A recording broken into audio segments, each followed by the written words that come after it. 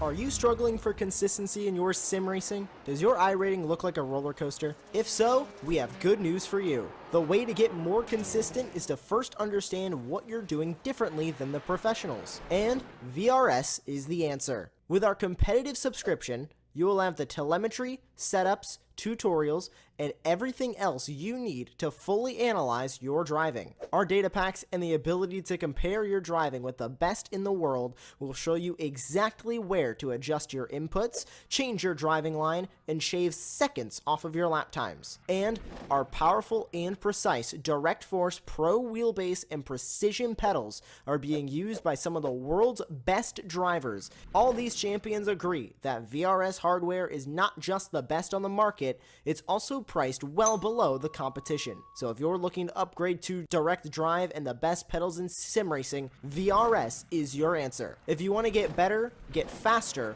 and make it happen sooner rather than later, you owe it to yourself to find out why so many people are switching to VRS. You'll be so glad that you did. Visit www.virtualracingschool.com and learn why the best use VRS.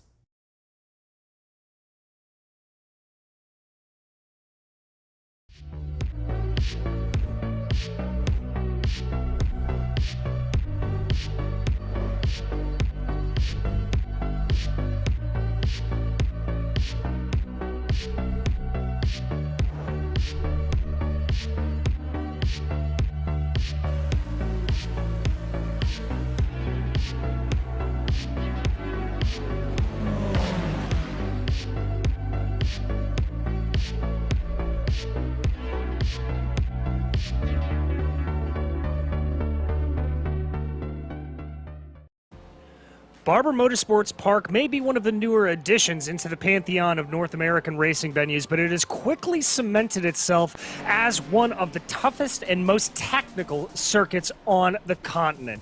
Welcome, everyone, to the ARL GT Trophy Series, and we are here at that very place, Barber Motorsports Park, to get ready for racing today. My name is DJ Clark. I'm joined here in the commentary booth by David Whitehouse. And David, this is going to be a very tricky race, but albeit an absolutely fascinating one. Yeah, good evening, everybody. Barber Motorsport, a tight, twisty circuit, really hard for overtaking. There is a couple of spots as we go along, but the GT cars will certainly be making use of a strategy here today to try and gain a few positions. The undulations of this circuit really do make it a special place to drive. Indeed, they do. And a couple of changes on the docket here for today. First and foremost, points will be awarded over the course of our qualifying session. So that is one thing to check out for. It's going to be a little bit more important. The top 15 in qualifying will receive points. Also, there will be a reverse grid today. The top 10 in the race will be inverted, and especially at a track like Barber, and David, you talked about how tricky it is to overtake. That's going to be a big talking point. Yeah, exactly. It's going to be a massive talking point, because if you're qualifying on pole, you expect to be normally on pole and running away with it. But around this circuit, it's going to be so much difficult to try and work your way through, and you just got to pit at the right time and also make your moves at the right time. You can see there those championship standings. Lucas Lang leading the way by about 2 points in the pro standings. It's very, very close at the top. A tie between Valentini and Cope as well. So very, very tight there. We're going to have to keep our eyes open. We'll be doing some mental math up here in the booth. And, well, that's never a good thing for commentators to be doing math on the fly. But as we get a little bit farther along, we will keep you abreast as to what some of the championship standings will be. There you can take a look at the Pro-Am standings as well. Still pretty close up at the top.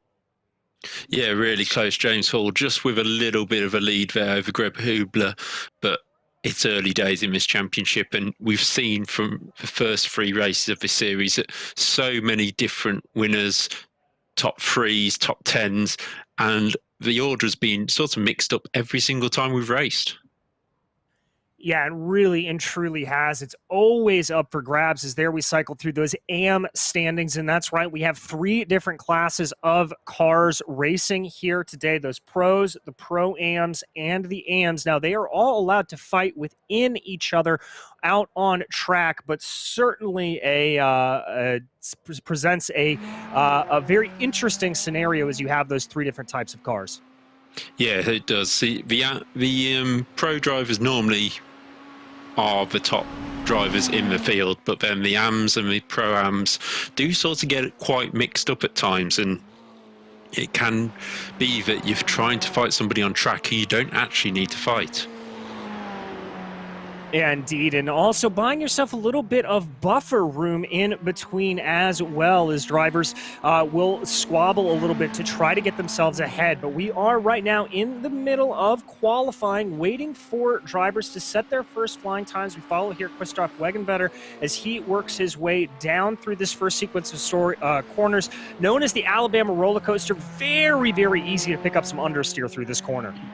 Yeah, really easy. And remember, these drivers will not be looking to pit in terms of tyres. They'll be looking to earn their time back over other people by not changing tyres. So these long corners, especially turn 2 and 3, so difficult to try and keep tyre wear down. This middle part of the circuit, a little bit slower in the corners, so you're not using up as much tyres. But then the third sector is all about long corners, keeping the speed up through them, and that is where the left-hand side of the car, the tyres will start screaming enough as the hour goes on. Exactly, as they will have to watch out for that. We will have pit stops for fuel, but not for tires, as you said. Looking there at the times that are set down, Moises Caraballo currently at the top of the pro category. Christoph Herbeno very close behind him. In the pro-am category, it looks like it's Hubler, Wyness, and Adriansons. And down in the am category, Gill, Collinshaw, and Emmer. Yeah, there's, as you can see down at the bottom, for example, David Gill, quickest of all in the first sector, and that's from the AM driver, but then a little bit slower throughout the lap, just not quite getting the whole lap together, because the setups of these cars will be set differently. So you will have cars which will be quicker in the long corners, and then cars which will be set up for this middle sector, trying to keep the car as stable as possible. Currently, at the moment, as we say, Caraballo on the pole position, and second place for Herbingo, who is a new driver to the series, especially, well, hasn't done the first couple of rounds at least, so a new driver, certainly showing his pace straight out of the box.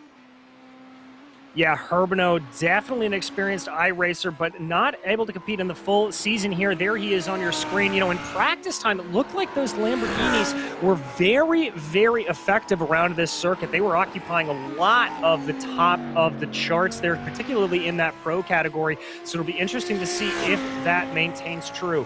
Not seeing a whole lot of green here from Herbeno on this lap, but let's see as he comes across the line if he's able to improve his time. Flies across the line and does not look like he will bump himself up. Tom Mikel is able to get himself up into fourth with a 120.6. Yeah, great lap there by Mikel. And I also noticed Paul Collishaw down in the AM category again, setting yellow sectors throughout the lap, but then nailing the final sector. And that's how technical this circuit is. You could have a terrible sort of lap compared to your last one, but because you nailed the final sector, you found yourself second and only 2 tenths off pole position. Yeah, exactly. Colin Shaw doing a good job there, driving that Ferrari, always known as a good all-around car, doesn't have necessarily any massive strengths or massive weaknesses, and a good beginner's car a lot of the way is how a lot of people look at it in this GT3 category. But as you said, Colin Shaw currently second place in AM, about 2.5 tenths off of David Gill up ahead of him. The other story that I want to follow there in AM is Tom Bingham, who's really been the class of that amateur field, only able to find himself into 5th right now, one of 2 McLarens in the field. Yeah, I think Tom may have something against me because I managed to miss the third and third round due to personal commitments, and in the second round when we commentated, Tom struggled in qualifying again at Watlings Glen, so maybe it's something to do with me talking about him. Maybe it is. We'll have to figure that out there for Tom. Let's hope it's not, because I love having you up here in the booth. Yeah, I don't think I want an appeal against me being in the booth, but he's now on a lap at this moment in time. We can't see the time near the bottom of the screen. It may filter round. Lucas Lang, the championship leader, up into second place. He's just managed to beat Pip Herbingo on the top. David Gill doesn't go quicker on that. Tom Bingham does go quicker up into second place, 1/10 off the pole position. Great lap there for Tom Bingham. Also, Moises Caraballo up in the top of that pro category, able to better his time and extend that gap over Lucas Lang by about 0.4 of a second. Lang continuing to work his way around here in that Porsche. Currently the highest ranked Porsche on the charts as Matthias Beer is able to bump his way up into third. Yeah, that's a great lap by Matthias Beer. He's always there or thereabouts, but we haven't always seen him right at the front of the field, and that is going to give him a great starting position if he can hold on to that. But he's only 0.003 of a second ahead of Herbinu, who is out on track at this moment in time. Yeah, and Christoph going to be hoping to improve a little bit. There is Matthias Beer. There is Christoph Herbino on your screen, the number 93. Was able to put down a better lap there, but only by a couple of thousandths of a second. As we tick closer to the end of qualifying, about a minute and a half here to go. Here comes Tom McKell coming across the line. Does it look like he is able to improve? He'll stay in. Oh, no, he is able to improve. He'll bump up to 6th. That's a good lap at the end of qualifying. Still got time to go again if he wants to. A lot of people in the pit lane, though, so I think it's going to be hard for people to improve their grid position if they're not. Obviously, David Gill goes quicker again in the AMP category with a 21.0 and moves 0.3 clear of Bingham. And we're just watching now Henry Lang coming through to finish his lap. Hendrik Lang, oh, and he's ruined it on the final corner. So easy to do. Yeah, very, very easy there to do that. You know, this track takes a lot of characteristics from other circuits around North America. That final section there, very reminiscent of the carousel at Mid-Ohio, and very, very easy to run a little bit wide through there. If you don't get everything set up perfectly, such a part of the track that you've really got to feel out. We focus here on Stuart Wyness, and for that Track Scotland machine as he crosses over the line, looks like Wyness not able to improve. No, he stays third, but still a good starting position for the race. I was just having a look at it, like we were looking at the championship order. This is how mixed up this season has been. Our championship leader, Lucas Lang, has had a 2nd, a 3rd, and a 9th. We've had 3 different winners: Thomas Cope, Niekamp, and Lotterman, who is not here. He only managed to do the last round. None of them are in the top 5. I think the highest place is... Oh, I'm just looking now. I can't even see him on the first 12 of the grid. Oh, Thomas Cope, sorry, he's on pole. There we go. I wasn't looking properly.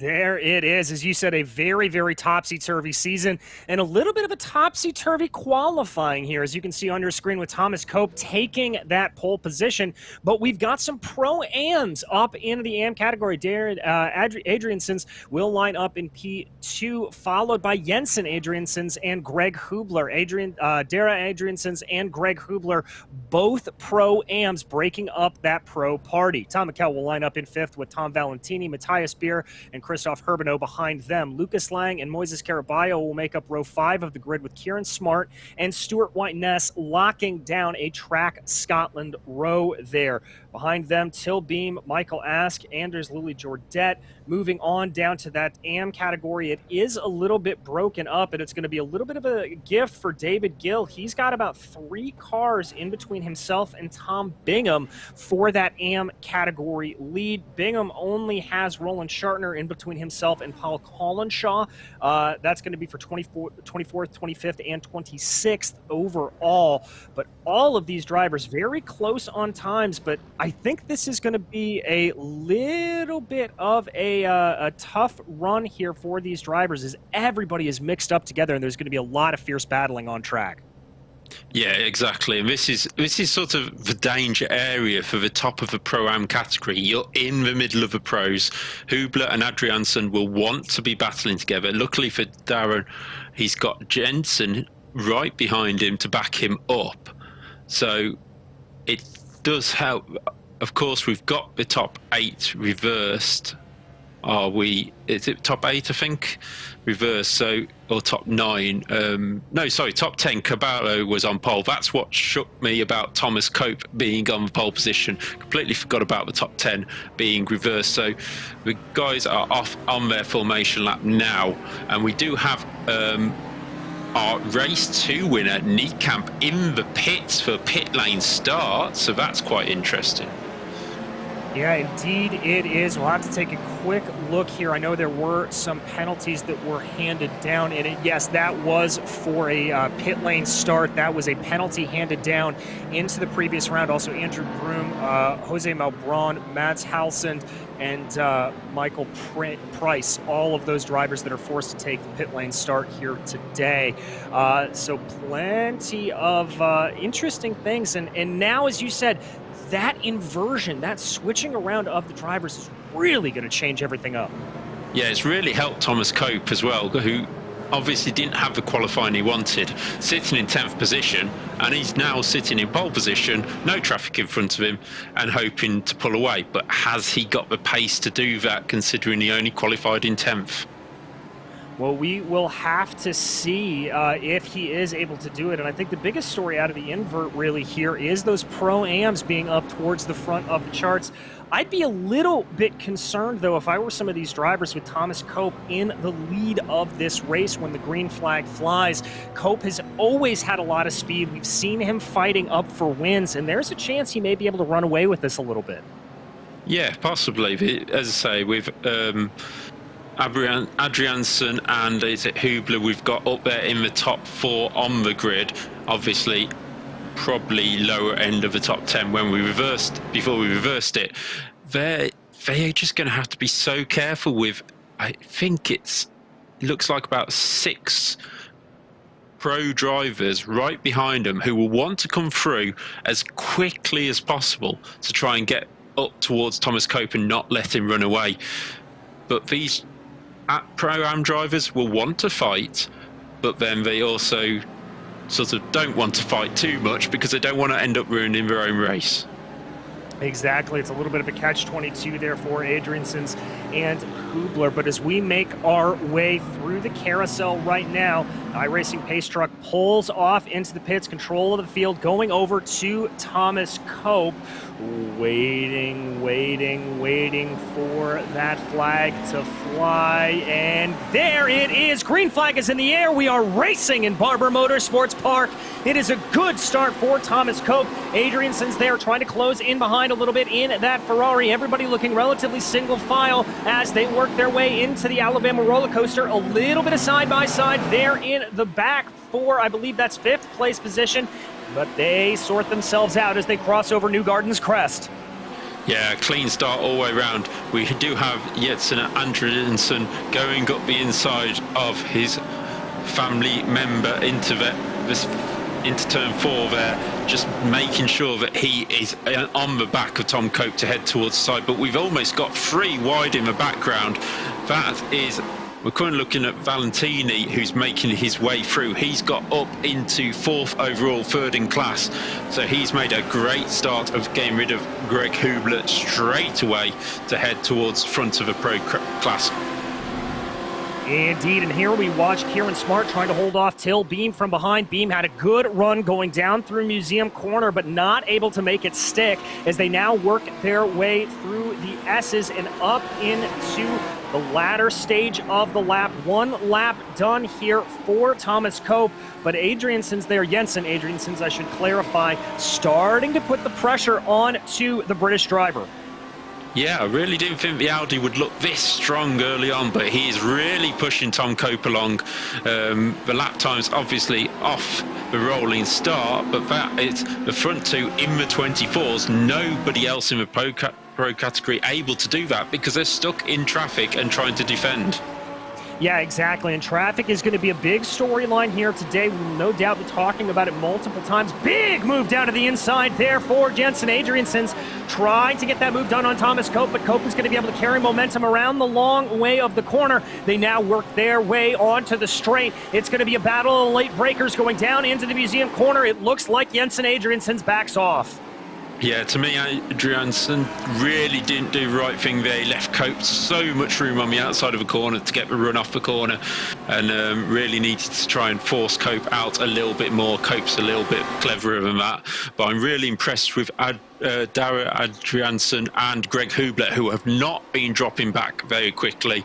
They are still in 3rd and 5th overall and still have a train of about 6-7 pro drivers right behind them before you get to Stuart Winness.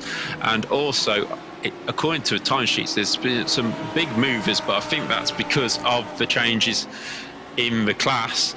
But Moises Caraballo still down in 12th place, lost 2 positions on that last lap. Indeed, he is not looking great there, but who is looking good is Till Beam, who's able to send a move around the outside there of Kieran Smart. There is Caraballo right in the background there in that Porsche, trying to gain up a little bit with Kieran Smart losing out. That was an aggressive move there for Till Beam. You don't often see passes around the outside working there into turn 1. But Beam making it work, and a little bit more side-by-side. Hubler under attack right now from Matthias Beer. Yeah, this is where Hubler really needs to decide who he's fighting here today. Whether he wants to just fight for position, which obviously every driver wants to, or does he think, right, Matthias Beer seems pretty quick behind me, I'll let him go, and we'll chase down Adriansen's together, because Dara Adriansen is really holding up Tom Valentini at the moment, and is really going to put himself in a strong position if he can move forward with Matthias Beer. But currently wanted to fight that out, and it might just lose him a little bit of time. And a little bit of time is not what anybody wants to lose there. Big, wide run up ahead for Tom McKell, really trying to extract the most momentum as he could around that final part of the carousel, but able to keep that speed up. Here comes the 7th place of Matthias Beer. A little bit of a look to the inside on Greg Hubler, but not able to make it stick. They now work their way through the Alabama roller coaster. Hubler holding steady here, coming down through that compression, rising up the hill before they get to New Gardens Crest. Doesn't look like Beer is going to be close enough to really send a dive to the inside of Hubler, and indeed, he's not able to make it work. A little bit of a bobble up ahead, both for Matthias Beer and Tom McKell as they exited out of the corner. Yeah, ironically, in this position, the Adriansens are doing each other a favour, whereas Dara, he's in a position of winning the class. He doesn't need to pass anybody else, he just needs to stay there. But it's actually holding back the pro drivers from attacking Jensen Adriansen, who's trying to attack Thomas Cope. So it's letting his brother just concentrate ahead and go for the victory overall. Indeed it is. Jumping you back down in the field a little bit, this is David Gill, your AM class leader, currently holding about 5 spots in between himself and Tom Bingham. You mentioned a little bit earlier there about how you were surprised to see the Audi do pretty well. It looks like it's faring pretty well here behind the hands of David Gill. Yeah, it certainly seems to be. And the GT cars, each one goes down to driving style and not just the circuit which we're on, as we could see some moves further up the field. Not sure what was happening there into turn 1, but we've got a bit of a spread in cars. As you can see in the AM category, we've got Audi, McLaren, Ferrari, Mercedes, Porsche and a BMW all in the top 7. At the top of the pro category, the Lamborghini, Ferraris and Audi seem to be the popular choice, and the BMW just struggling a little bit there to get some representation. But then in Pro-Am, it's running 2nd and 3rd, so who am I to know? Well, it really is a testament to iRacing's balance of performance to be able to have all of this parity between the cars. As we jump up to one of those battles, Dara Adriansen's holding off Tom Valentini in one of those Lamborghinis, just trying to see if he can get anything going. You know, that Lambo, I wouldn't have expected it necessarily to do as well around here because of the balance of performance that was recently put on that car. It definitely added a little bit more weight, a little bit tougher. Whoa, big send to the inside. Yeah, Valentini getting a bit impatient now. He can see the group behind, which is being led by Tom McKell, his countryman in the Ferrari, then Greg Hubler, Matthias Beer, Lucas Lang, all in this group.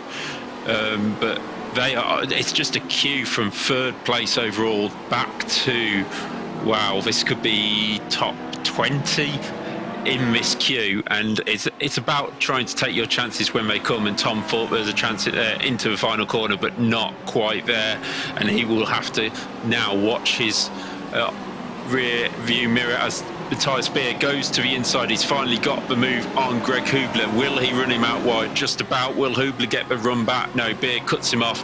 And next up is Lucas Lang, our championship leader, having a look at Hubler as Valentini's up the inside into the chicane, and that is a strong move and an important move for Tom Valentini.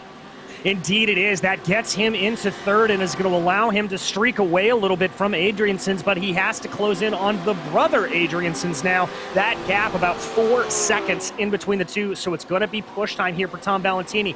Moises Caraballo, though, in the back trying to get a little bit of a move on Christoph Urbano as they work their way through the carousel, trying to see if there is anything to be had here. This is one of the highest running Porsches, if not the highest running Porsche. Good move to the inside. That's not going to favor him around the last corner here, though. He's going to have to look for a little bit of a crossover. Is Caraballo, Urbano able to defend for now? Yeah, I'm sure I saw a car off in the background while we were watching that, but maybe it was just iRacing playing catching up. Lucas Lang looking around the outside of the Audi in front of him as well. This is Caraballo on the inside of Kieran Smart. Will Smart hold the inside line down to the hairpin? Yes, he will. Keeps his foot right the way down. Caraballo not going to be making it. The Audi on the inside of Greg Hubler, who is getting a beat up now and pushed backwards, as it will next be Lucas Lang to come back, as Tim Bell has done both of them. So Lang really getting held up there and is struggling to get past Greg Hubler. Oh, a little bit of bumping and banging there between Hubler and Lucas Lang as Lang tried to get his way up on by, and that move not looking like it was going to work out for him. So Hubler now holding on to 8th overall, continues to be second in the Pro-Am category, but he is just trying to hold on and salvage the bleeding here at this point. Remember, top 10 in this grid inverted, so he was a little bit out of position beforehand.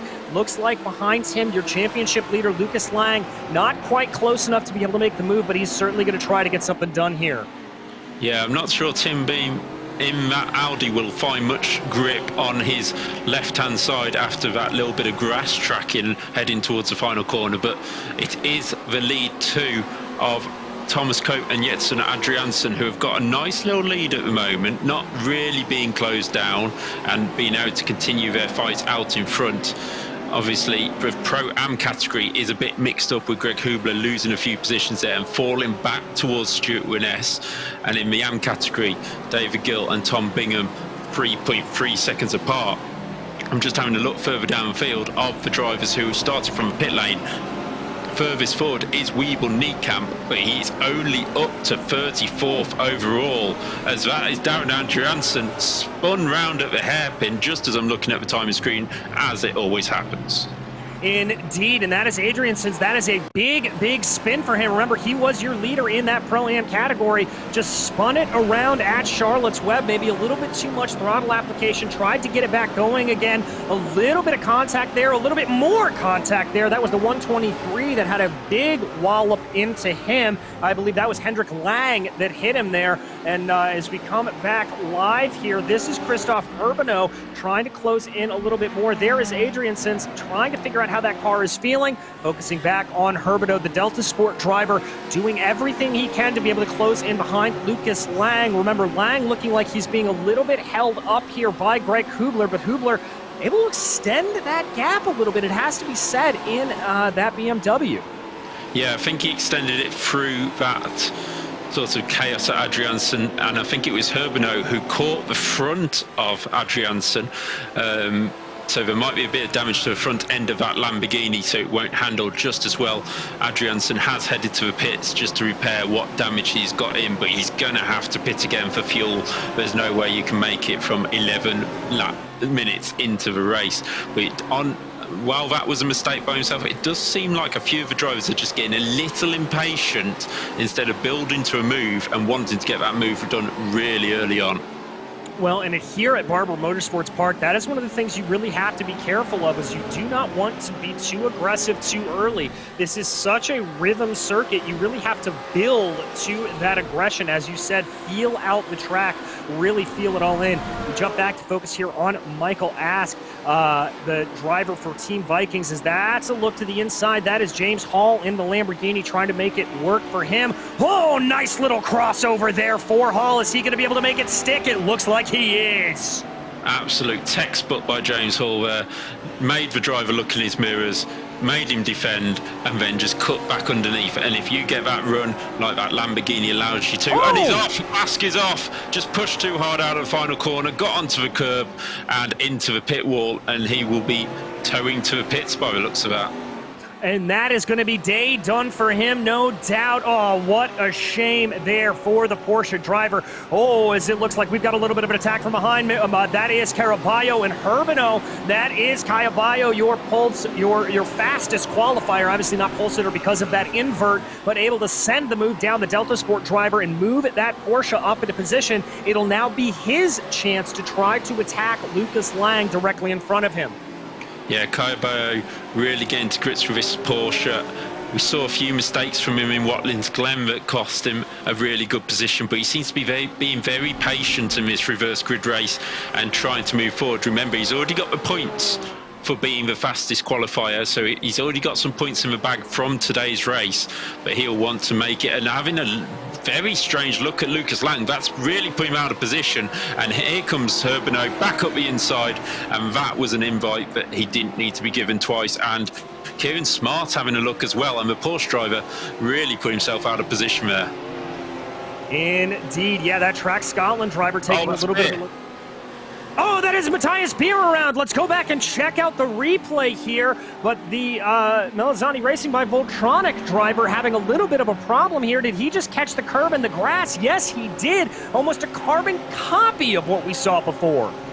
Yeah, carbon copy, and just as we see Ask leaving the pits after his fast repair, Matthias Beer goes and copies him.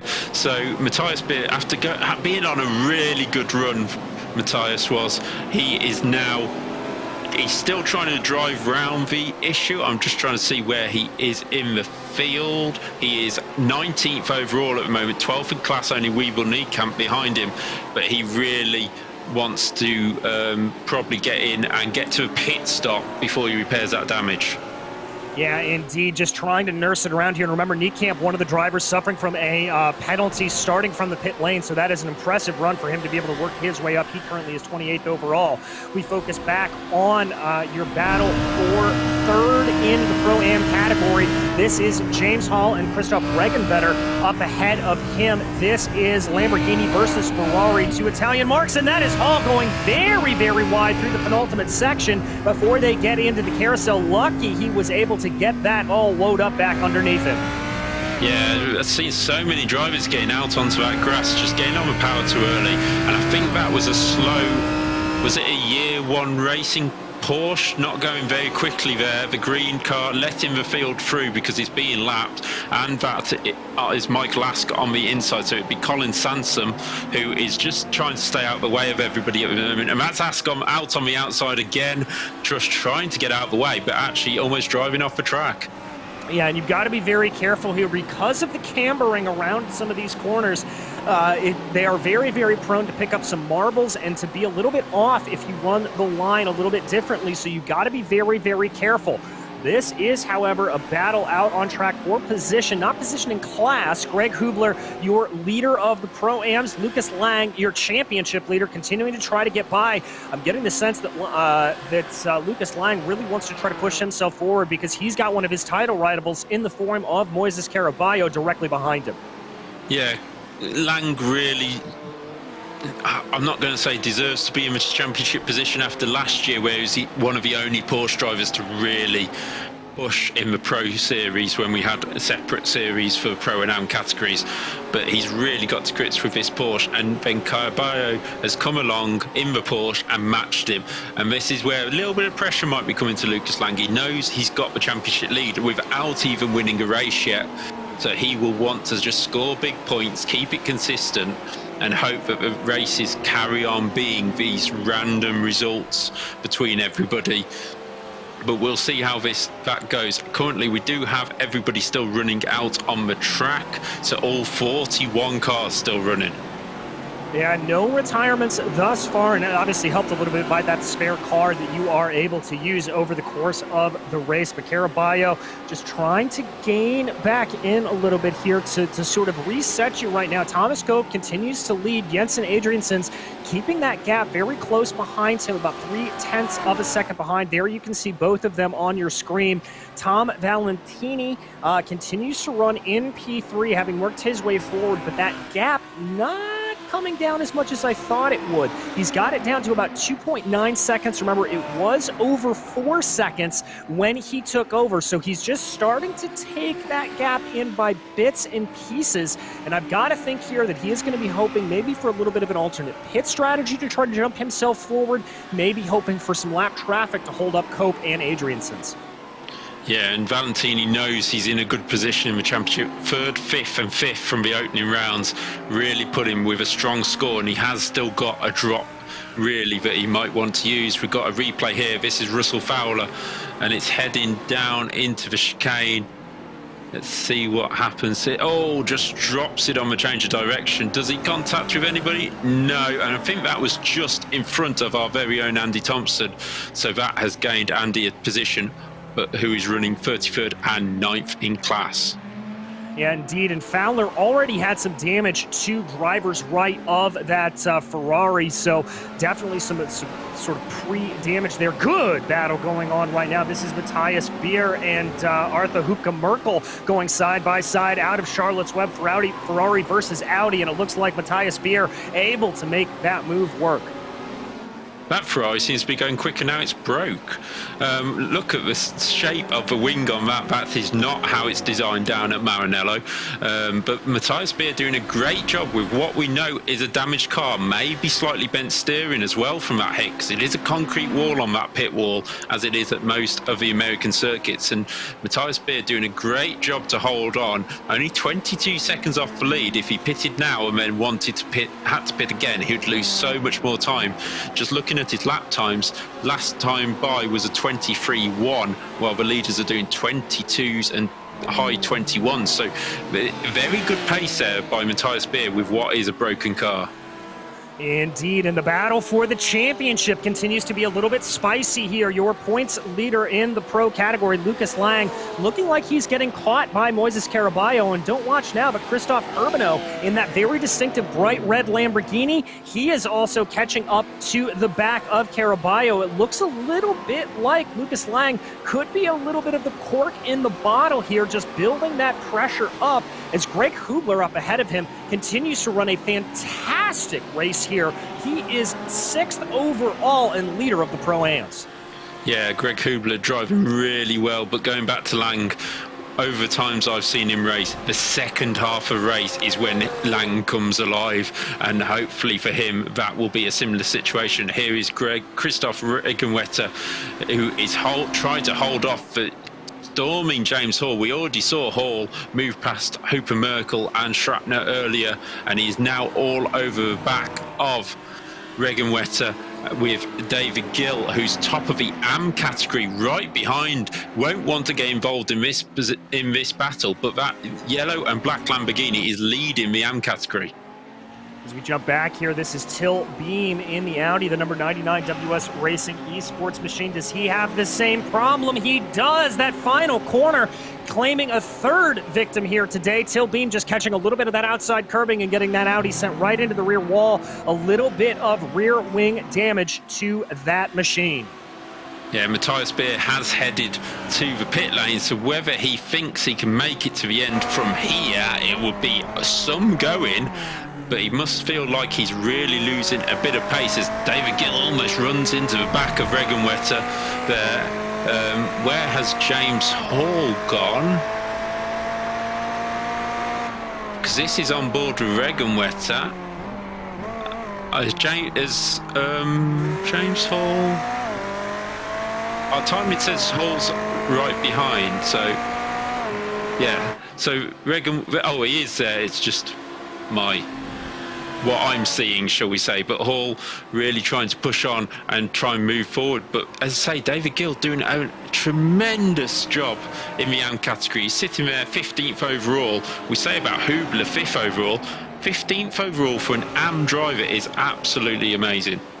It really and truly is. We're seeing some great mixed up results here from these drivers, really creating a fantastic race. And what continues to be a fantastic race is that battle between Lang, Caraballo, Urbano, and now Kieran Smart has joined in the party. The Track Scotland driver in the BMW, the highest placed BMW in the pro category right now, starting to insert himself. I think that was Caraballo up ahead, having a little bit of a look there to the inside of Lucas Lang. Is he going to be able to get the power off of the corner? It's going to be a drag race off of Charlotte's Web. They power down towards Museum Corner. It looks like Lucas Lang is going to be able to hold this at bay. Any move here from Caraballo? No, as they plunge down the tricky chicane, able to keep him at bay. But I think Caraballo is getting a little bit hot under the collar.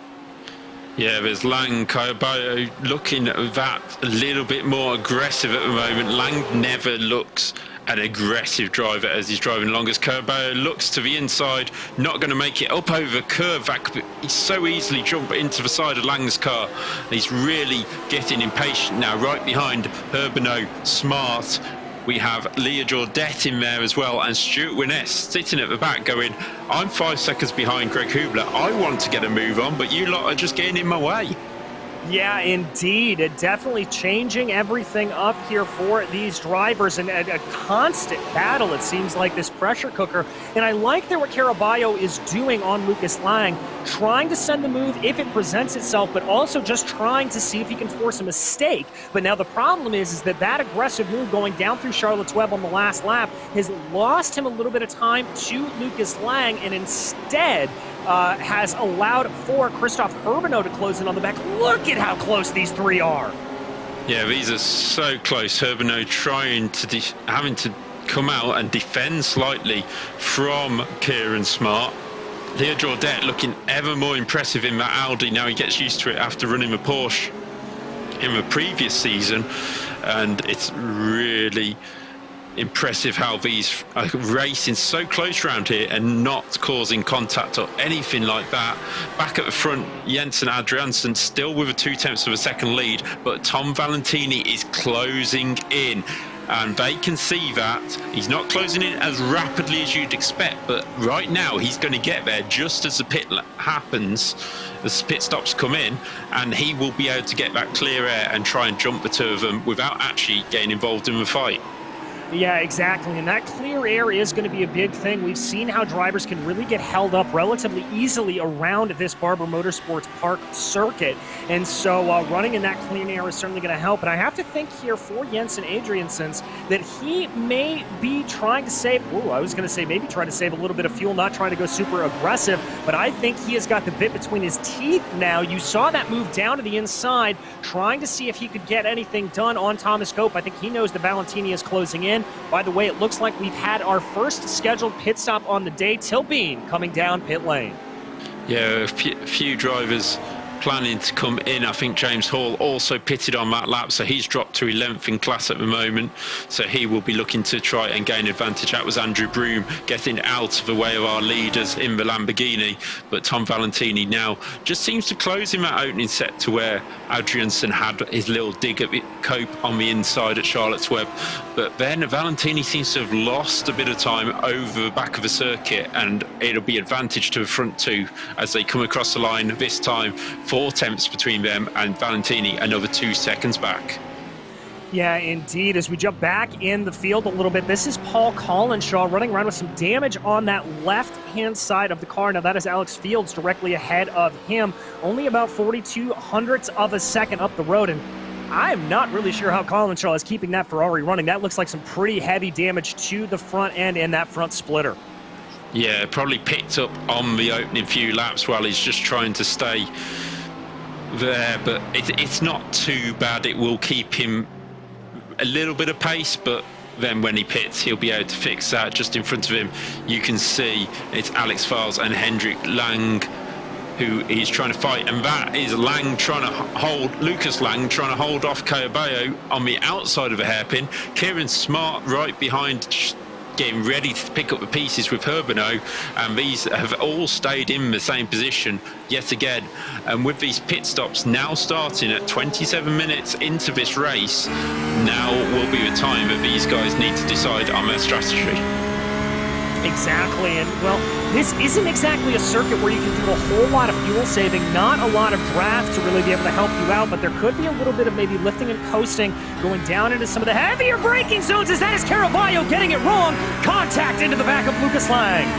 Not ideal there. That will have... Oh, Lang really slow and defensive into the final couple of corners, and Caballo really getting caught out there again. And Kieran Smart alongside Herbino on the outside. Really tight here. Will Kieran Smart get the position? It says that he has got the run down into turn one, and a great move around the outside by Kieran Smart. And that was really all set up going into the carousel. They were side by side through a majority of the corner, and look at that, because of that contact between Lang and Caraballo, Kieran Smart all over the back of that Porsche of Moises Caraballo here. Really, really good stuff for the Track Scotland driver.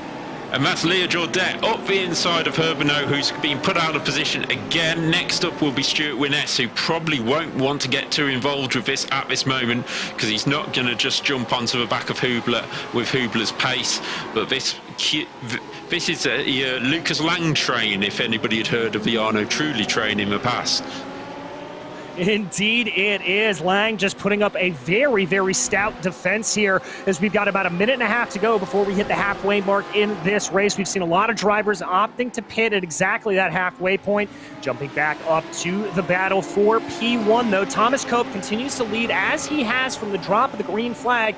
Jensen Adriansen's continuing to close in that Audi, but look at that behind. Tom Valentini, the Low Grip Racing Team Gold driver, has been able to get that gap under a second here at this point. Remember, when he first made the pass on Greg Hubler, he was about 4.5 seconds behind the leaders.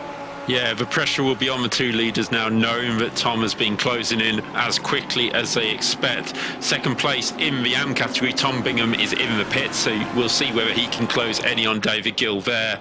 And there is the Firebooty from McLaren coming in now. But Valentini has put the pressure on. He's closed the gap when he wants to close the gap, and he's now caught him just before the pit stops, which is perfect time to attack, as Lucas Lang is now still defending and looking at Caballo. And how tight is he going to that white line down into the chicane? Caballo looks to the outside, no way through, and he gets forced out onto the grass. Really, Caballo should have known that was coming. Indeed, and I think that Caraballo may have a little bit of damage. Yes, indeed, he does to the front end of that Porsche. You can see that splitter ever so slightly deformed there, so that could hurt his turn-in ever so slightly coming into the corners, but it's not going to blunt his aggression. He continues to try to attack here, going down into the carousel. I don't think we've ever seen two drivers with such different driving styles. Lucas Lang, slow, calm. He's in the pits now. That's released Moises Caraballo. I would have made Caraballo make the move first to the pit stop, but Lucas Lang has decided he's fed up of the love taps from behind and has headed to pit lane. And let's see if he can find a little bit of pace to pull out ahead of this pack after the pit stops. Behind him, it looks like David Gill and Lily Jordet, two of the other pitters to come down the lane here. Also, as we said, David Gill, that is the leader in your AM category. There is Anders Lily Jordet. He was 10th in that pro category.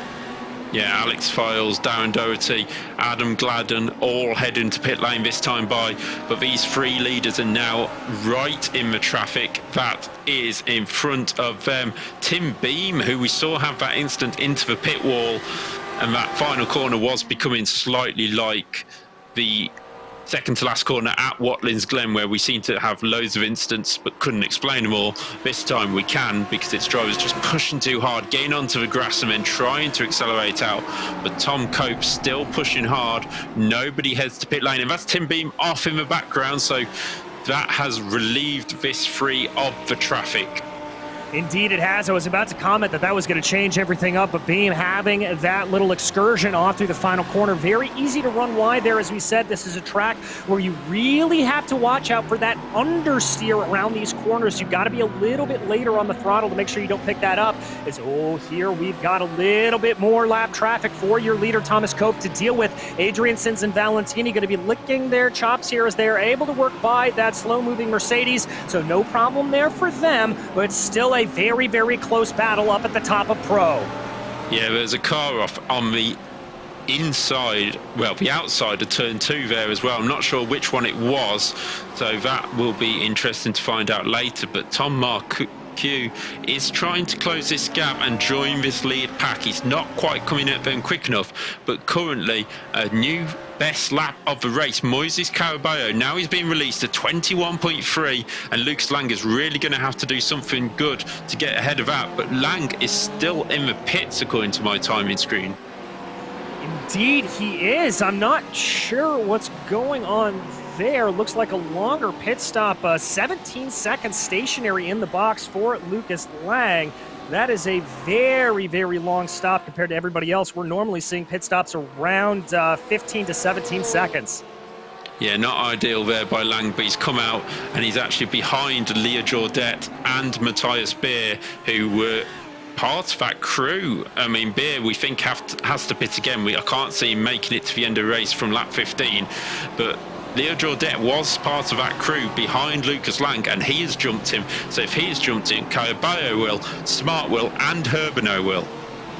Indeed, so plenty of drivers here, as we said, ticking over the halfway point in this race. I anticipate drivers probably finishing out their pit cycle here within the next 5 minutes or so. We focus in on that battle. Caraballo starting to stretch his legs a little bit over Kieran Smart. Christoph Herbino keeping the pressure up to the Track Scotland driver behind him. Yeah, there's still quite a lot of drivers who still need to pit overall, so there's a lot of longer stints going on at this moment. For example, David Gill down in 4th in class at the moment, as Anderson now pits, so he will get ahead of one of the drivers ahead of him. But like Cope, Adrianson, Valentini, Marquis, Caraballo, Smart, Herbino, Wines, Hubler, all hours pit stops at the moment. And I think the top driver who has actually done a pit stop is James Hall, who's 18th overall. So the top 17 hours of pit stop. There is a pit stop in there for We Will Need Camp, but that is because he started from the pit lane, so he will still need to stop again for fuel. But James Hall is the leader of all the drivers who have actually made a pit stop. Well, and that is going to be crucial for some of these drivers to be able to recognize where the problems are and where they will filter themselves back out. Focusing here on Weeby Neathcamp as he runs around in 9th place right now. He has come in and out of pit lane. It looks like, or no, he has not. Excuse me. That's registering from the pit lane start that he had. Here is that battle. We continue to follow Moises Caraballo coming on some lap traffic here as they now come around out of Charlotte's Web, ticking to 35 minutes gone in this race, only 25 minutes left. Yeah, I think Lucas Lang's battle will be having to be on track because Moises Caraballo, a 21.1, his fastest lap again. Lucas Lang hasn't got a representative lap time just yet because of him coming out the pits, but yeah, I think it's done and dusted, that battle, and I can't see Lucas Lang holding on to his position as we have our leader Thomas Cope coming into pit lane, and Adrianson and Valentini have continued on.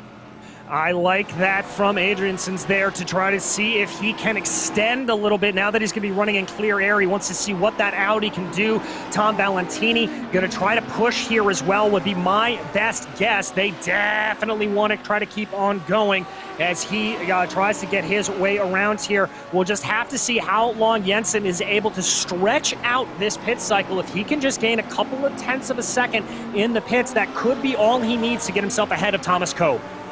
Yeah, battle done between Lang and Caraballo. Caraballo 2 seconds a lap quicker at this moment in time than Lucas Lang. So that battle is over and done with. To the advantage of Caio, and he will now be looking to try and close the 7-second gap to Marquis in front, but obviously still owing a pit stop. Kieran Smart having a good run in 5th place at the moment, but back to our leaders, and Valentini is really pushing the Belgium on and trying to, I think he's trying to work with him to push forward and try, but also try and get Jensen to make a mistake or feel the need to pit early. But we'll see if they head to pit lane this time by. Valentini looks very wide. Adriansen does. Does Valentini know? Valentini carries on. So actually, it was the opposite way round. I think Valentini was trying to dummy to the pit lane and actually made Adriansen fall for it. Indeed, he did. So Adriansen's going to be coming down pit lane here. This is going to be an interesting one to see where he comes out in regards to Thomas Cope. Also, Moises Caraballo coming down pit lane. So that is going to be the setup for that battle we were seeing between Kieran Smart and Christoph Herbino to see where it is. But Tom Valentini, right now, your leader out on track. Yeah, we also have the leader of the Pro-Am category, Greg Hubler, in. So Stuart Winness will take that position for now, but he owes us a pit stop. And we still have the top 6 needing to stop at 37 minutes, which is pretty impressive for these races. When we get to about 38, we've normally got everybody into pit lane quite safely. So it is showing that you can just extend long enough because of the kind of short nature of this circuit. Overall in terms of distance, but Stuart Winness here leading the Pro-Am category while Greg Hubler has pitted. James Hall absolutely flying behind in 3rd place, really setting very good lap times as Valentini sets the fastest middle set to this time by with 15.3, and he's in the pits. So Valentini now in the pits, and let's see what that does in the battle with Adriansen and Thomas Cope. In the terms of that, Cope has come out in front of Adriansen with Niekamp between them. So it'd be interesting to see whether Valentini has done enough to try and jump the Audi driver. And part of the reason for the lead here by Thomas Cope is Adriansen was about a second slower in the box than Thomas Cope was, so that set everything up. Waiting here to see, as it looks like we have Kieran Smart diving that pit lane, so Christoph Herbino will assume the lead of the race for now. Here comes Thomas Cope, waiting to see what will happen, how this will shake out between himself and everyone else. Valentini on pit exit right now. This is gonna be close between the two. It's a duel of the Lamborghinis. They come out absolutely side by side. Valentini looks like he's been able to jump over Adriansen's, but he is not able to get it done on Thomas Cope. Yeah, Adriansen really got stuck behind the, I think it was, I'm not actually sure who it was, but got stuck behind some traffic who he didn't want to get stuck behind, and that really cost him. Oh, it was Nick Camp who got in between for about 1 lap, and look how much time it's cost him. But what's more impressive is Christoph Herbino still owes us a pit stop, the only driver out there who hasn't pitted, and extended this brilliantly for the Delta Sports Lamborghini. Will he pit this time? He's got to be in this time. Yes, he is. And let's see where he comes out, because he was part of that fight with Caio. He was indeed, and I've had the pleasure of covering Christoph in multiple series, and I can tell you that there are few drivers on the iRacing service that are better with their right foot than that Delta Sport driver. So let us see if he is able to come out ahead of Moises Caraballo and Kieran Smart, that battle you were keeping an eye on. Here is Caraballo on your screen right now, coming through the carousel there. That is pit entry that he is about to be passing by.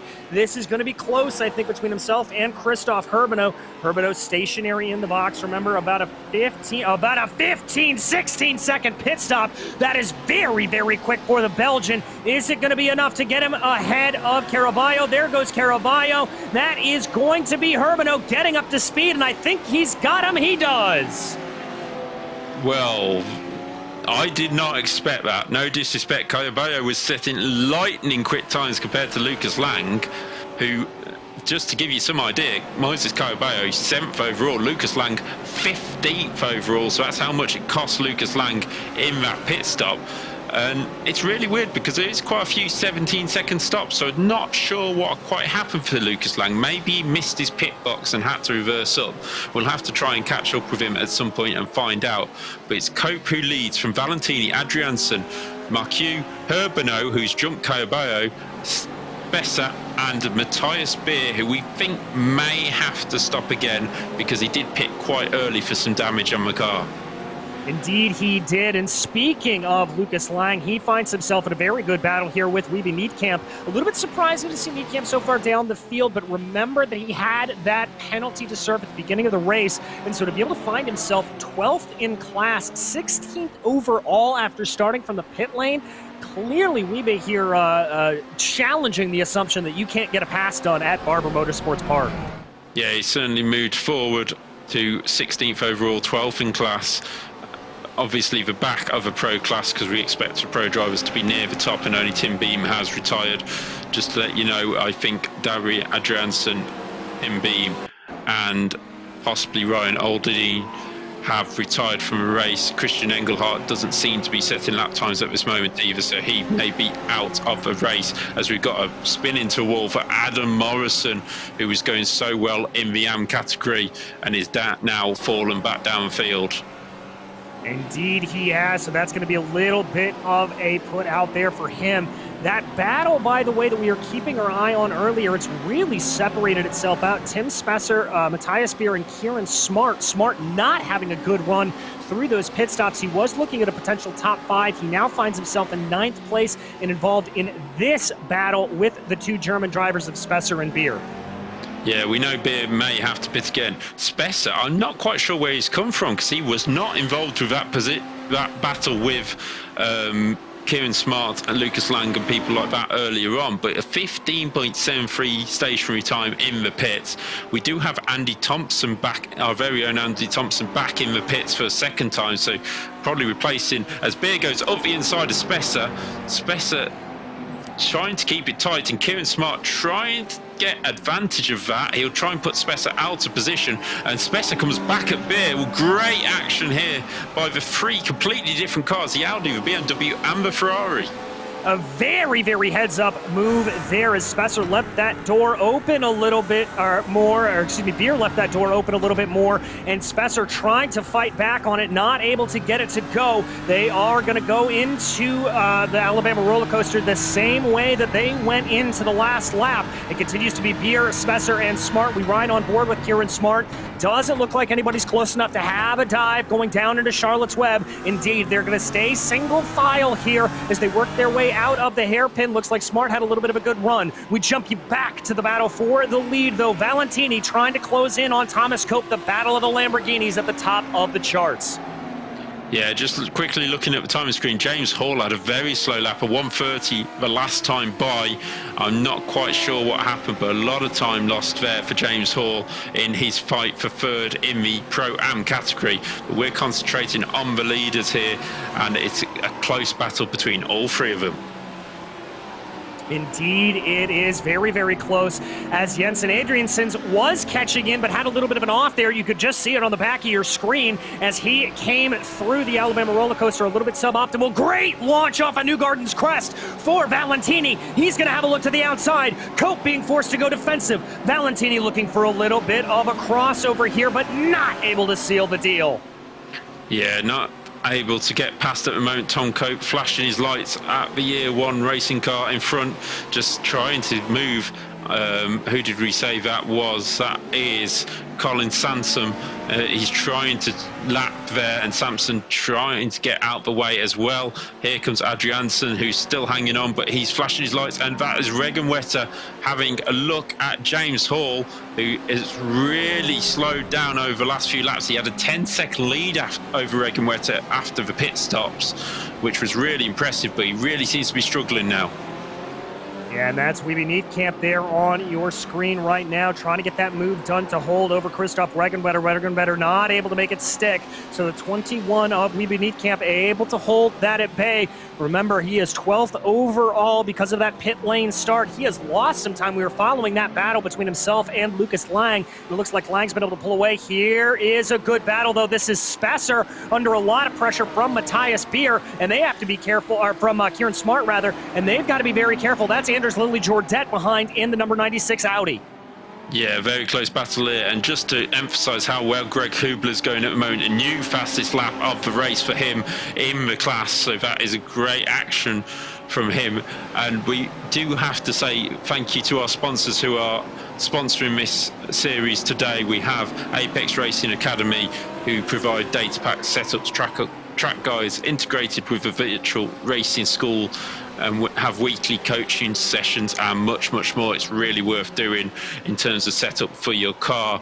We also have the SDK Gaming, which you can see on your screen. If you want to run sort of this kind of graphics on your system as you're racing, you can join SDK Gaming and basically have all the information at your fingertips, whether it's virtual live HUD, mini maps, stream to Twitch, broadcast your own leagues, and sync your commentaries all together. You need to head to SDK Gaming right now. Yeah, fantastic system there, SDK Gaming. It is truly revolutionary as a driver, but the drivers out on track right now continue to be very close. Lily Jordette trying to close in on the back of Kieran Smart. Remember, we were following that battle. Smart looking very aggressive on Tim Spesser. This is the battle for P8 in the pro category, about P10, excuse me, overall.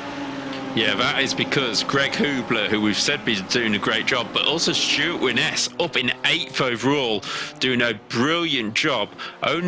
He's 10 seconds off Hubler, which shows how well Hubler's been going. But we've seen James Hall, apart from in the pit stop, it's a pit stop. He was flying beforehand, and he's still 14 seconds behind Stuart Winness. So it just shows that reverse grid really played into the hands of the two drivers to start near the front of the grid. Yeah, indeed it did. Definitely playing out there quite well as everything continues to be going around here.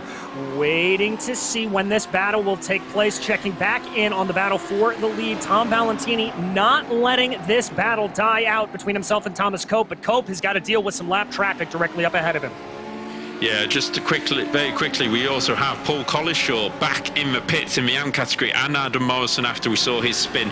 So those two drivers look like they may have retired from the race, and that is really bad news for Paul Collishaw. Indeed it is. Collinshaw having a good run there out today, and a little bit disappointing to see him falling down the order as a result of a second pit stop.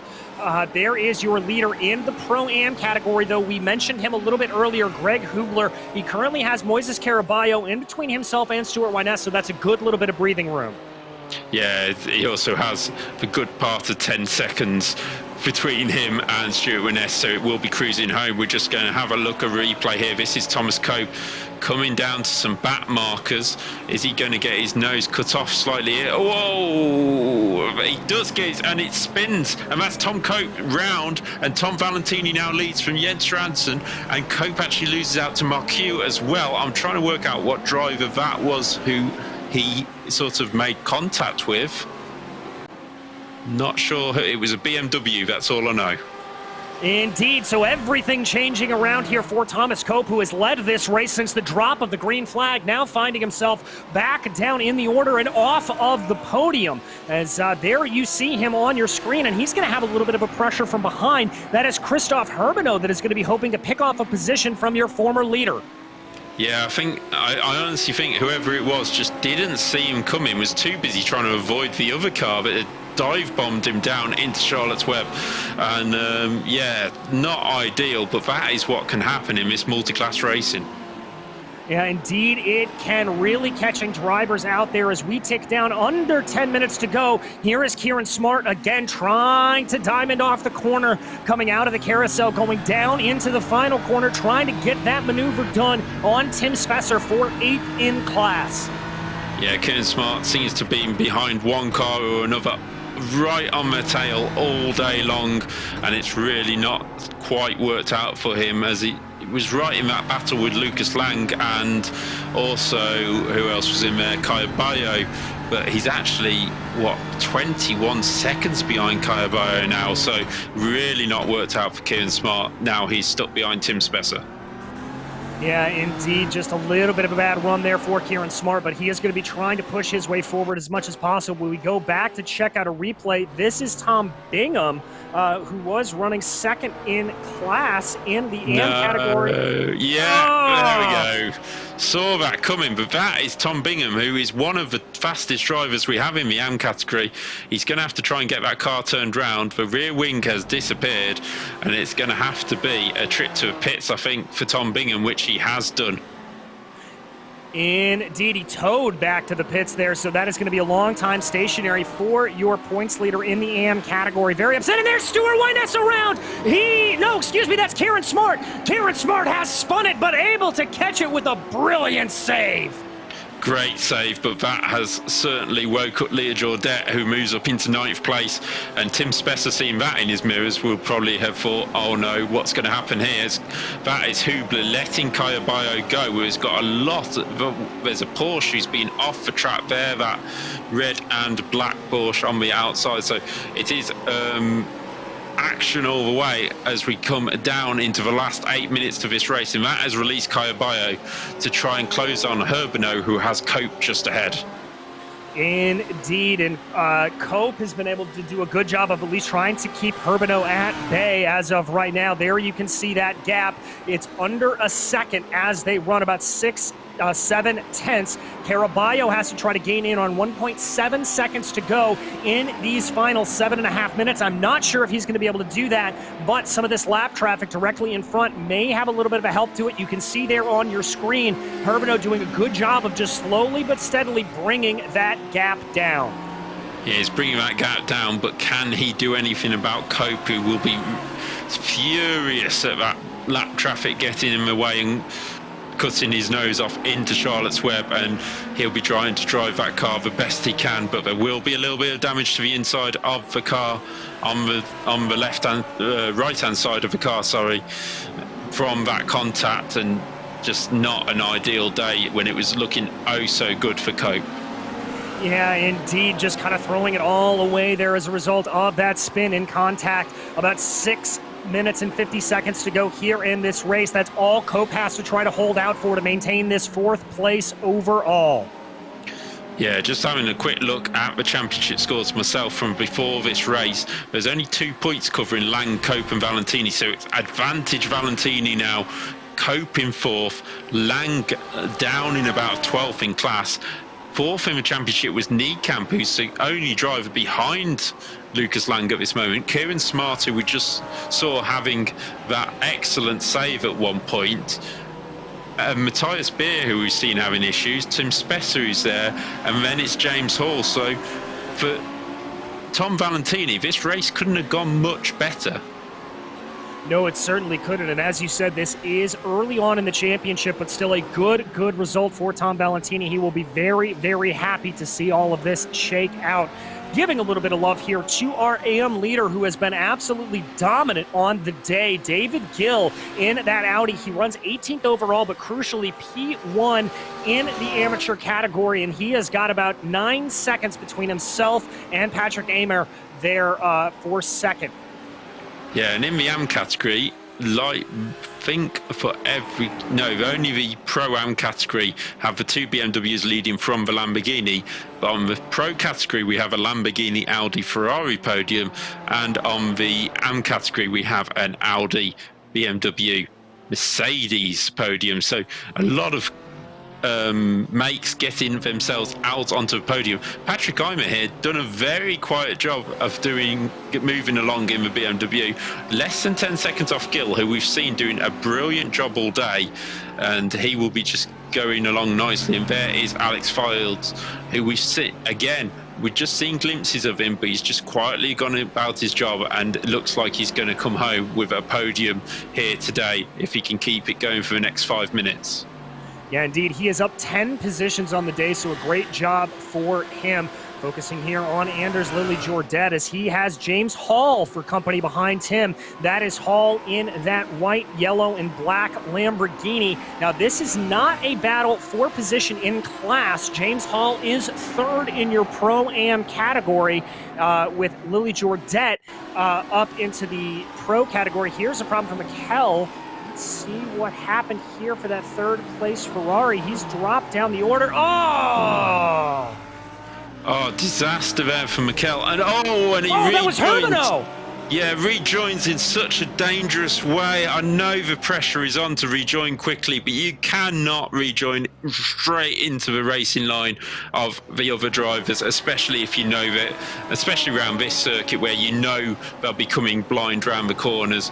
And that was a terrible rejoin by Mikal, and it's going to have to, that will certainly probably be looked at after the race. And that has really upset the apple cart in terms of the order. That was Christoph Herbino, that red Lamborghini that you saw him get into. And Herbino now has some pretty massive damage to that machine. He has lost a position to Moises Caraballo, and he is now going to be under threat here, I believe. He's got to come down pit lane. That's a meatball flag. I do wonder whether he's used his fast repair or whether he turned it off, though, because he didn't have any damage from the first half of the race. So hopefully for him, he turned it off when he come into the pit, and he hasn't used up that fast repair right now. So we'll see as he comes down pit lane, tries to find his box. The Delta Sport crew will go to work. Let's see if it's a quick fast repair. Yes, it looks like it is, and he's away and gone. So very clever work there by Herbino. He knew he didn't need it when he pitted, and it just works out that he can use it for a situation just like that. Indeed, and I think there what must have happened, I saw it on my screen, that was a meatball flag. That was a mandatory pit stop for damage. He was not able to continue on, or iRacing would have black flagged him. That is why he had to come down pit lane. We have seen drivers be able to compete with a pretty severe amount of damage, but obviously that is what happened. So we focus back in on that battle. Spin around in the back, that's the 108 around, that is Andrew Broom. Yeah, there's quite a few spins happening now, but James Hall, ever since I said he sort of lost a bit of pace from the pit stop, has gained that pace back, and he's now 15 seconds clear of Regan Wetter, back to where he was after the pit stop, plus another 5 seconds, but there's no way he is in a position to close on Hubler or Wines, so he just needs to keep it sensible here. He knows Leo Jordet is in a battle in another class. He has 15 seconds behind him. Yes, keep pushing to try and get a win in the class just in case something happens, but let's be sensible. Let's try and get it home on the podium, because James Hall is in a great position in the championship overall in the class. Just to let you also know, Sanson had another accident and he's in the pits. Carol Lashaw still in the pits, and Hooper Merkel has joined them, and he has just rejoined. These drivers picking up a little bit late damage, and then it is all whether they have used them fast repair or not. Well, you mentioned it earlier in the race. Tires going to be a big issue around here, and it certainly looks like that way that has played out. Focusing here on Hendrik Lang as he finds himself in a little bit of a battle. As crossing over the line is David Gill, your AM class leader. He's got an 11-second gap between himself and Amer, so that will be good news for him. I believe we should be pretty close here to the white flag coming out. Yes, indeed, Tom Valentini coming through the final corners right now. He will cross over the line with about 45 seconds left to go, 35 seconds, excuse me. And so white flag in the air for Valentini. Yeah, and that is Alex Fildes, who is third in class in the AMS category, getting well out the way, thinking, I'll be lapped because I'm not closing on anyone in front. I've got a nice gap behind. Let's not do the extra lap when we don't need to. So Tom Valentini, who has closed very nicely through this race. There's Kieran Smart, who is pushing hard to try and push back forward. Lucas Lang still 10th in class, 11th in class for Niedkamp. This is why it is still such a crucial day for Valentini and for Cope, who's now worked his way back onto the podium. He won't be, he'll be annoyed that he's not in the battle, but actually with that spin with another car, third place is actually a bit of a save really for Tom Cope, and he'll be delighted with that. There's Lucas Lang, your championship leader going into this round. He won't be after this, and it's just another race where Lucas Lang, the luck just hasn't gone his way. Another driver that has had a pretty stellar day there, Jensen Adriansen's obviously a little bit slower in the pit stop, but really put on a good performance around here. He will pick up a second place position, but the man of the hour, the Low Grip Racing Team Gold, number 122, that is going to be Tom Valentini, who crosses over the line to take the checkered flag and the win overall here at Barber Motorsports Park.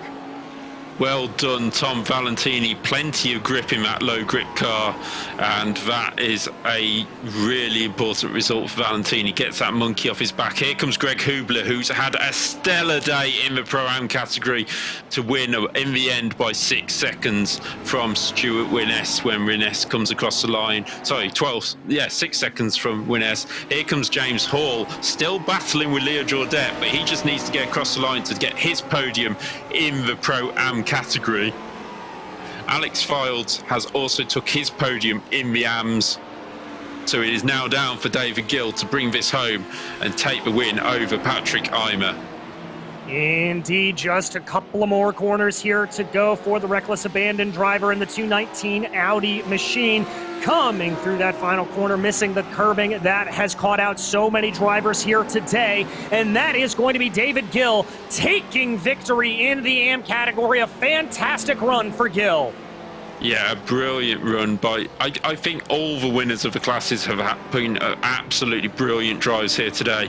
Valentini had to fight through with that reverse grid situation, picked his moment to close on the leaders just before pit stops and moved forward, and it was literally the perfect race, apart from obviously the incident Tom Cope had to have. Hubler hasn't stopped flying all day, and David Gill has even been mixing it in the top 20 and comes home in a great 18th position for the top AM driver.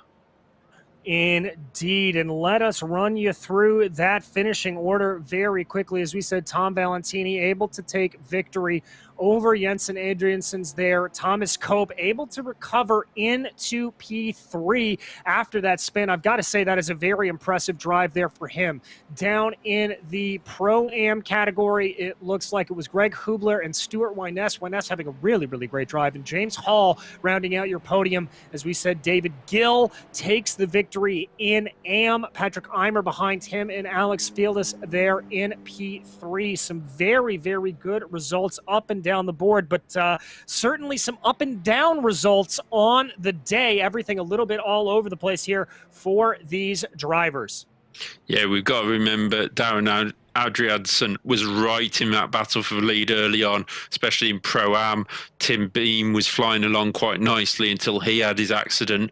Tom Bingham ends up finishing 6th in class, which is a bit of a save considering what he did to his car, just ahead of a year one racing car of Colin Sampson, who actually 5 laps down, but he's had quite a good run considering I think he's had quite a few incidents as well. That car hasn't really looked in one piece every time we've seen it out on track, but it has been a bit of a tough race for all concerned. And we had, I think, possibly just very quickly, about 35 drivers finish out of the 41 who started. Indeed, we did. But right now, we have our winner overall, Mr. Tom Valentini. Tom, a very, very patient drive for you out there on the day. You just kind of slowly but surely worked your way through the field and let the race come to you. Yeah, hi guys. Yeah, it was a very difficult race for me. I mean, I'm very sorry for Thomas. He was leading the whole race, and yeah, his race shouldn't end like this. But yeah, I was patient, and then yeah, I took the lead after his spin with the lap car. But I think my pace was also very good, and I'm very happy to have my first win here. Well, talk me through the middle stage of the race, because that was the point where you were really just sort of chasing down Cope and Adriansons. Were you in full attack mode at that moment, or was it a little bit more of just kind of waiting back and waiting for them to come into you and trying to run consistent laps? No, I was very pushing. I mean, I had nobody behind me, and I saw them fighting, and I just thought come closer to them to maybe gain some time at the pit stops, and yeah. But I was Well, look, pushing very hard, yeah. well, clearly it did. Well, looking ahead in the schedule, we head to Road America next. Obviously, a little bit of a different circuit than Barber, but another great American racing circuit. How do you like the chances? Yeah, I mean, the next track is a good track to overtake. This track was very difficult to overtake, so I'm even happier to have my first win here. So yeah, I mean, let's see what happens at World America. Well, let's see indeed. Your first win in the series. That has got to feel good. Anybody you'd like to give a shout out to? Special thanks to my teammate Tom Mackel, who let me pass in the first lap, so I could yeah, push the two guys in front. Yeah. Well, fantastic. Thank you so much. That was Tom Valentini, your victor here today. And now, David, I believe you have caught up with Thomas Cope. Yeah, Tom, bit of a great first sort of 45 minutes of a race, but then it just all went a little bit wrong. Can you talk us through that? Yeah, obviously, in the end, it happened. It's racing. I think I kind of dove into the corner a little bit, and he was a bit on side on where I was, being a lap down and all that. So, and plus the Ferrari diving into the corner as well, it weren't helping matters. But yeah. Yeah, we saw Ferrari dive, and we did have a feeling that it just maybe he just didn't see you because he was concentrated so hard on making sure he didn't hit Ferrari. But going back to the starter race, obviously reverse grid. I'm going to ask the question: did you tactically try and get pole for reverse grid, or was it just you didn't have the pace in qualifying? I'm in my team. I'm sort of known. I struggle in quali. It's a known fact of mine. I'm trying to work on it, but it wasn't intentional for the P10. I was sweating when I went to P10, and then luckily I got the exactly P10. It wasn't strategy at all. It just plain luck in the end. But throughout the race, you had to fight off a number of drivers like the Adriansons. You had Tom Valentini up there. Greg Hubler was up there for a while in the Pro-Am category. So it seemed quite a calm drive by you. Was it something that you were pushing all the way to the end, or was it really actually just well in control and you knew what you sort of had to do? I was kind of holding back towards the early stages of the race with Jensen behind. I didn't want to push all my pace early on. I was trying to save the tires. And then the last 10 minutes, obviously, with the mistake, I didn't really push the pace as much as I can to at least recover to P3 with the spin from the guy who was in P3 before. Didn't catch the name, but yeah, it's fun and games until that one mistake from the guy in front, and it just cost you that race. But we'll recover and we'll come back in another round.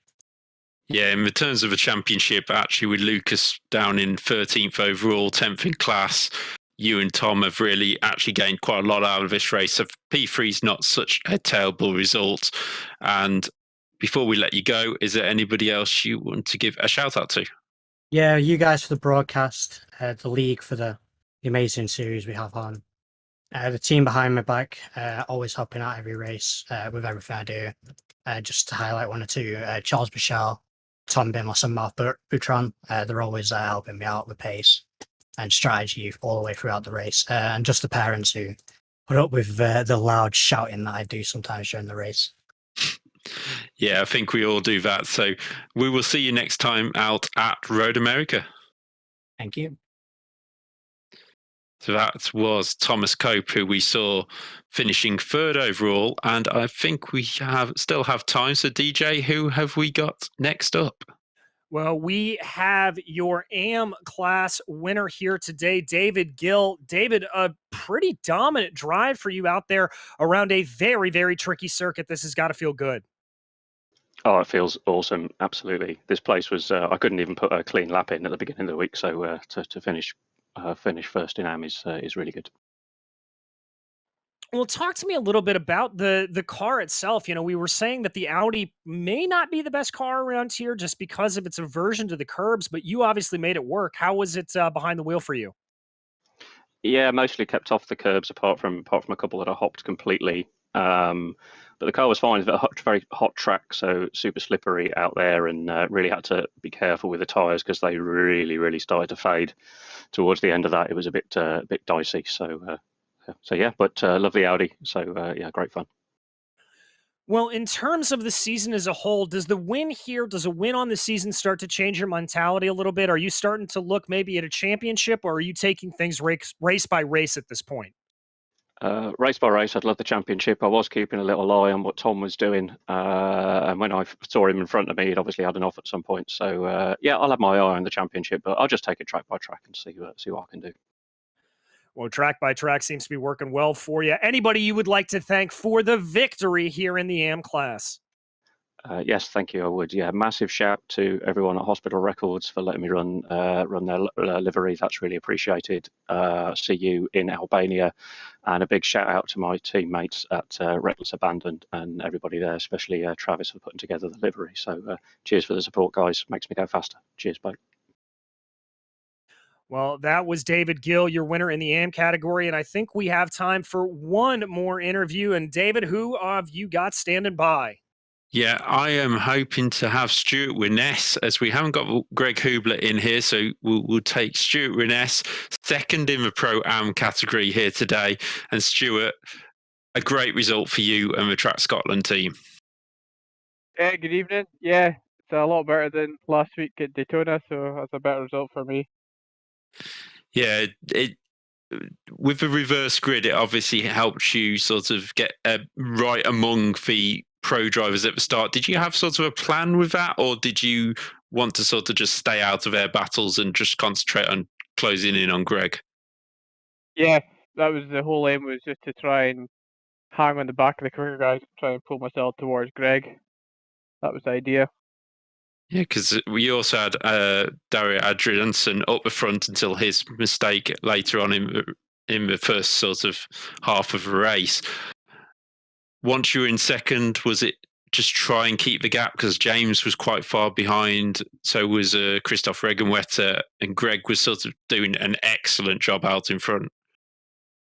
Yeah, I thought I could maybe gain on him when I think there was two pro guys in front of me caught him. I thought they might start battling, but no, I think Greg was quite smart and let him go.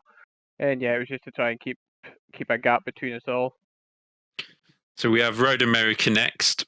What are your thoughts towards that round? It'll probably be the same as Daytona. I've not done a lot of laps there, so maybe this week I'll need to bash a lot of laps for it. Well, with the Track Scotland team, I'm sure you'll be looking to try and share all the information you can. Before we let you go, is there anybody you want to give a shout out to? Just the Track Scotland team. Where I think Kieran had a bad race tonight, but we'll see what Road America brings. Yeah, we saw Kieran actually pull off a great save when he lost control of the car at one point, so you'll have to look back at the feed to see that one. But thanks for joining us, and we'll see you next week. No bother, we'll see you again. So that was Stuart Winness, who was second in class, and after a great event here, Road America up next. It can't get any better. It really can't. We go from one of the most technical circuits in North America to one of the most storied circuits in North America. And as we said, we will be back for that round at Road America. It'll be the same format, a 60-minute session out on track with that reverse grid of the top 10. It will be absolutely fantastic. My name is DJ Clark, and on behalf of David Whitehouse and our producer behind the scenes, Jamie Fluke, we would like to thank you for joining us here today. We will be back for that race in Road America, but until we see you on the track, thanks for watching.